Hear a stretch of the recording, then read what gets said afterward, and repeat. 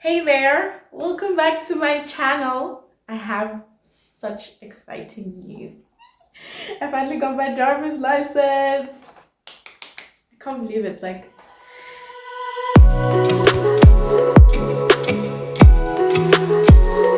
It's been a very long journey, and now I'm gonna walk you guys through the process of getting a driver's license.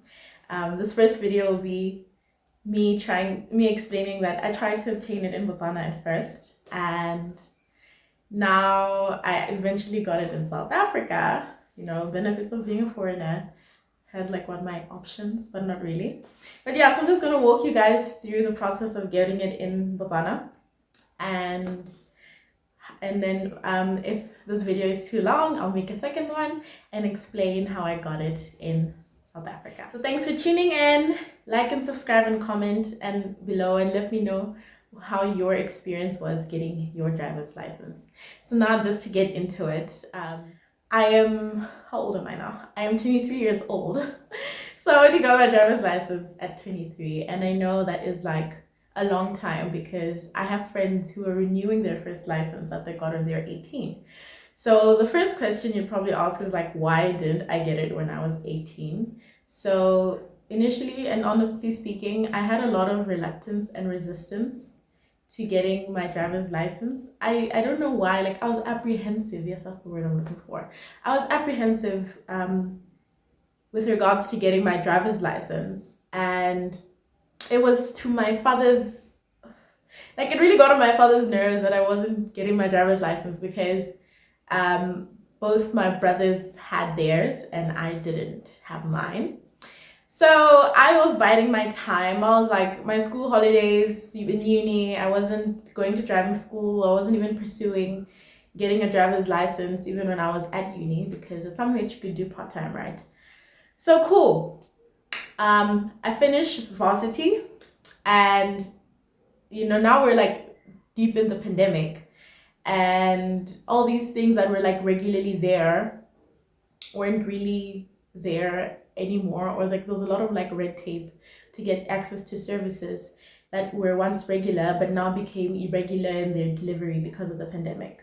So getting a driver's license kind of happened to be one of them, and I'm just gonna explain what happened now in the year 2021. So I went home to Botswana to stay with my parents, and I arrived there in early July. I arrived home. I flew from SA, and I got home, and cool. I was like, this is the time. I'm sick and tired of not knowing how to drive. There are cars at home, and I have to keep asking my parents to take me places. So I was like, this time I was determined. I had the initiative, and like I was committed, right? This is July 2021. So I'm home. And I decide, I'm gonna find a driving school to help me or assist me with getting my learner's license.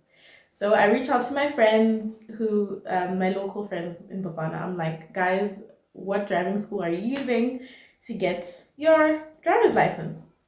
And they recommended a driving school to me. I'll not name drop here for the sake of like, I don't want to be held liable for nothing. But anyway, so the driving school, this is a funny joke about driving schools in Botswana, is that all you need to start a driving school in Botswana is a tree and a set of cones. Because I can assure you, that is literally how most of the driving schools in Botswana are set up. They're set up under a tree with shade to park the car, and there are cones there for you to practice the yard work that doesn't involve like the inclines, and to practice parking and like alley docking and all that stuff. So yeah, I got to that driving school and I asked them, okay, how much is it for me to get my learner's license? And they told me it was 250 pula, because we're going to do like course content for like 2 weeks, like theory, studying, doing past papers for 2 weeks for like a guaranteed pass, and then they would schedule me to write. So I was like, cool, I love that. Like guys, because I like learning, I like being a student. So I was like, that's great. I'm willing to pay that much. And I was paying with my allowance, because fortunately I was still getting an allowance, even though I didn't have a job at that time, which is why I could like pursue my license like full time. So I started going for my lessons. I'd go like in the morning for 2 hours, literally just doing past papers at the driving school's like little office. And I did that for a week. And then comes the second week. There was a long weekend in Botswana. Can't remember which holiday it was. I think it was President's Day or something. It was in July. So there was a long weekend in Botswana. Like we had Friday off until like Monday. And so I was only supposed to like resume my lessons at school on the Tuesday. However,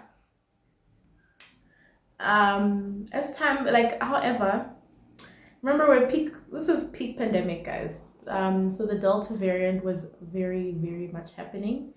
And we got news from my father's workplace that 5 people tested positive for COVID. And my dad had been going into the office every day since I'd been home. And yeah, so my dad got coronavirus and he gave it to me because I started feeling the symptoms of sore throat and everything. So I got COVID and I stopped going to driving school. It was actually even very brave for us to even be having contact sessions for a learner's license during the Delta variant. Now looking back, I actually don't know what those people were thinking, but it happened. So anyway, so I had COVID, I went to test, I tested positive, and so now my dad and I were positive. My mom, fortunately, remained negative. She actually, if she ever did get COVID, we don't know. So yeah, now I have COVID. I can't write my learners. I can't. And so I'm sick. Like I'm down in the dumps. I am having sinus migraines. I'm steaming twice a day. And then the driving school tells me that they've scheduled me to write. This time, I think by the time I was scheduled to write, it was like day 6 or day 5 of me having COVID. So it's not possible. Cool. I recovered, thankfully. And I'm thinking, yeah, I'm gonna jump back up on the saddle of COVID. Let's get into it. Guys, did the Delta variant not come in like swoop in and just shut down everything? Like the Department of Transport closed for 3 weeks because 3 weeks after I'd been sick, it closed because their workers tested positive. So nothing was being scheduled. No learners, no yard tests, no driving, like no road tests were being scheduled. Everything was shut down. And it was a terrible time because all I had to do was just like mind my business. But I took initiative. I'm like, okay, it's closed. Like you can't book a learner's test, but also you can't go on the road without your learner's license, right? So when my driving school was situated, it was like it was like a large field, dusty ground and everything. So that's where like they initiated you like learning how to change your gears, learning how to like turn well, etc., etc. So that's what I started doing. And then how I eventually got to getting my learner's license is I was minding my own business. That's all I did that whole field driving for like 3 weeks, 4 weeks, almost a month. So from July, when I started my learning journey, if I can give you a timeline, then I was sick with COVID for like 2 weeks. Department of Transport closed for 3 weeks. Then I started doing this. In that time, I was doing like the field driving. So only on the 7th of September, I remember the date because that was such a good day for me. I wake up in the morning and I get a call from my driving school at 7 in the morning and they're like, come and write your learners right now today at 9 o'clock. I'm like, what? That time I hadn't been studying. Nothing. I hadn't been studying at all, guys. I didn't study nothing. And I had to write that morning. So I woke up my mother. I'm like, home girl. They said I'm writing at 9 o'clock. Left my house because the place they booked me to write is about like 30-minute drive from where I live. So we left, rushed there. When I got there, I had a booking for 11 in the morning. So I spent the next 2 hours in the car, like cramming as much as I could. And thankfully, I passed. I put like a little picture of my mark. I got like, I think 28 out of 30 or 26. I can't remember. So I passed. And like I think you need to pass with like a 25 out of 30. So yay me. And now I had my learners, and I was like, yes, progress. But and then eventually I was like training how to drive on the road, still with the same driving school. But at some point when I had to start practicing my yard things, they wanted to charge me extra for being a foreigner. So I was like, this does not sit well with me, doesn't fly with me, because I don't understand why you're teaching me the same thing. And this is not a formalized learning institution. This is not a university that charges double the learning fee for you being a foreign student. That time they're even teaching me how to drive in Setswana, guys. Like, I'm not fluent in Setswana. I understand it, but I'm not fluent in Setswana. But I put up with it because I'm like, this is the country I'm in. I'm going to learn how to drive in Setswana. That's the way it is. So I left that driving school and I joined another one, also at the recommendation of one of my friends, because this person had been proven reliable. So I got this driving school. I started practicing for my yard test, and yeah, it was going well, guys. Like, I could do the incline, I could do the and also the thing with Botswana's yard test. Now let me tell you something, y'all. It's automated. You see how, I don't know how other countries do it. I'm comparing it to SA. Like, there's a physical instructor, monitors you, marks off, checks. No. In Botswana, the car and the ground, they talk to each other. And the car has sensors, the ground has sensors. There's a tablet in the car, in the passenger side, that's telling you how many points you're losing. Where you made a mistake. It even shows you which part of the course you're on the incline. At the robots, there's robots in that ground. I just never took a video of it. Like, I would really insert it, but I'll get a picture of like the incline and stuff. But the ground and the car were talking to each other. So it was no second chances, basically. Because once you're in the car, and like, you also have to still pass the 70 out of 100, right? So you can only have 30 points to lose. But obviously, like, stuff with an incline, rolling back is an automatic fail. So yeah, I practiced for another good few months, guys. Like, the time since July, the time I'm actually practicing for yard now is November. So in between dealing with things for my future job in 2022 and managing my driver's license, like, I was in and out of Botswana and South Africa, but I was ready. So come the day of my first yard test, I was a nervous wreck, and I don't know what inspired me to listen to Olivia Rodrigo's driver's license. Like, girl, imagine when you're going to get, it's not really a happy song or motivational one, but yeah. So I went and I passed the incline. I had such relief, because I could also see in the car there that, I still have 100 points, thank God. And I didn't stall the car on the incline either. So I passed the incline, and then I lost points somewhere along the course, like, where I was like, there's this windy thing. It was called an S-curve. And so I stepped on one of the sensor lines and like it deducted my points. Then cool. Then I had to do my alley docking, and just before the alley docking, this emergency light comes on in the car, and apparently you're supposed to like stop immediately, put on your hazards, blah, blah, blah, blah. So I didn't react that way because I was not expecting it.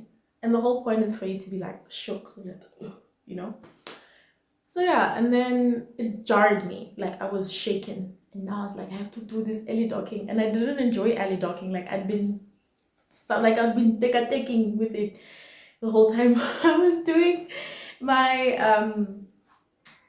when I was still practicing.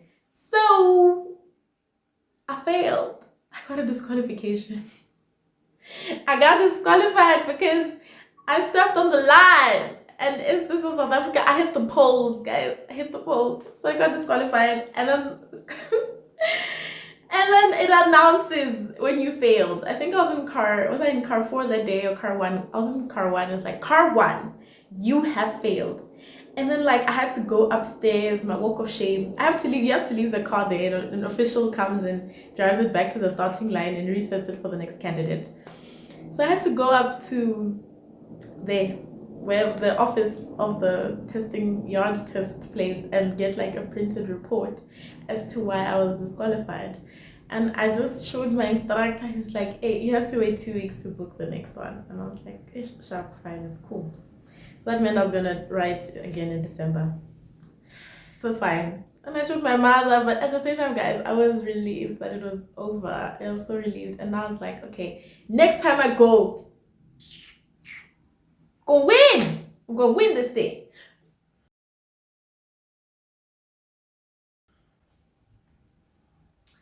Guys, next time ish. Woo cha! You know what happened? I got there, testing again. I'm trying to have hope and faith and belief that I can do this. I can win this. Guys, I got on that incline and I rolled. Didn't even give myself a chance at redemption at the alley docking. And it was the weirdest thing because I practiced again, right?